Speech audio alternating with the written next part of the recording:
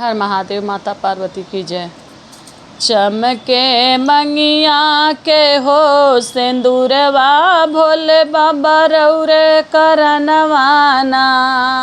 ये चमके मंगिया के हो सिंदूरवा, भोले बाबा रौरे करनवाना।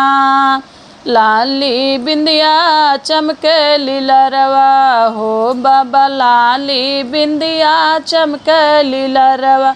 मंगिया दम के लाहो सिंदूरवा, भोले बाबा रौरे करनवाना। मंगिया दम के लाहो सिंदूरवा, भोले बाबा रौरे करनवाना।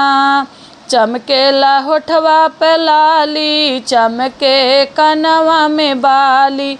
चमके चोटी के हो गजरवा, भोले बाबा रौरे करनवाना। कि गम के चोटी के हो गजरवा, भोले बाबा रौरे करनवाना। चमके मंगिया में हो सिंदूरवा, भोले बाबा रौरे करनवाना।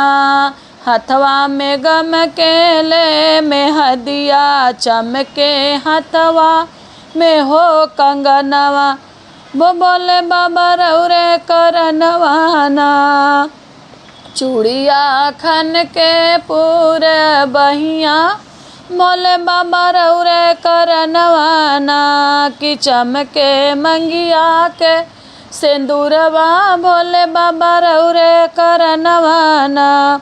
एड़ी में हावर झलके झलके बिछुआवा, एड़ी में हावर झलके झलके बिछुआवा। बाजे पाँव पैजनिया, बाजे पाँव पैजनिया, भोले बाबा रौरे करनवाना। बाजे पाँव पैजनिया, भोले बाबा रौरे करनवाना। कि दम के मंगिया के हो सिंदूरवा, भोले बाबा रौरे करनवाना। लाल पियर सड़िया बदनिया में चमके, लाल पियर सड़िया बदनिया में चमके। मथवा पे लहरे लाल चुनरिया, भोले बाबा रौरे करनवाना। मथवा पे लहरे लाल चुनरिया, भोले बाबा रौरे करनवाना।